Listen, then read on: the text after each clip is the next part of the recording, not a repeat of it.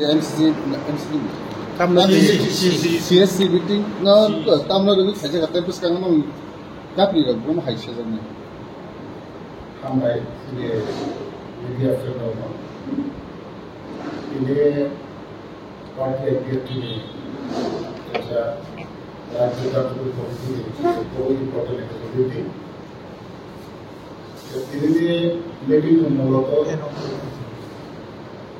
আলোচনা বিষয় অপেক্ষা বর্তমানে ত্রিপুরা হাওয়া রাজনৈতিক পরিস্থিতি এবং তিনি পার্টি আইপিএফকে নিয়ে যেটা সাংগঠনিক তিনি সমর্থন মানে আমার তিনি আলোচনা তারপরে তিনি থানায় এমসিসি পাইনি তারপরে সিএসসি পূর্ণ কমিটির মধ্যে জানানি যত টোটাল মেম্বার বা টোটাল এক্সিকিউটিভ কমিটিও যে দায়িত্ব মাজা যত বাইনা তিনি মিটিংয়ের মাধ্যমে যত বাই মালাই মুহূর্তে সিরিয়াল যে কাউলা আমরা দিকে তিন important Saya bukan andalan roda aba bukan ngoje tahu habis orang kena di sini conggar orang kita amati kan rok di preparation roda roda kan. Aku tu bukan tahu the party activity 2019 sini aja ke hal sih dah election tu ni jadi election tu ni lawai ni kaya especially thanai juga parti Lok Sabha sini sen BJP IPFT tadi ramai ada election lagi sen BJP IPFT ramai ada juga kerja Maharashtra tu jadi candidate dia ada sebelum ini tu dah kaya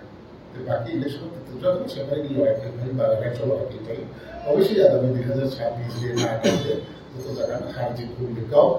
तो जिन्हें दागी की problem नतीजी ना तो राष्ट्र दिखाओ तब से पूरा निर्वाचन लड़के हैं कि प्रॉब्लम नतीजी ना राष्ट्र की प्रॉब्लम निर्वाचन चल रहा है Asal kaisa dol sa parti rakon mong mane tahu je bus kango illegal migrant nanti je pushback khanya bagai andolan rakhai tong kan rong ni হাসি তিলা হেরক খাইজামান থাঙ্গাই যেতাম বাবু হেওয়ান সময় অবশ্যই কারণ আব ভারত সরকারের বিরুদ্ধে যেহেতু থাকার এখানে মানে চিহ্নিত থাকে কর্মতা হিসেবে ফেরবে না যেটা ভারত সরকারের সাথে মানে সমস্ত রাজ্য হলো বা দেশ হলো নাই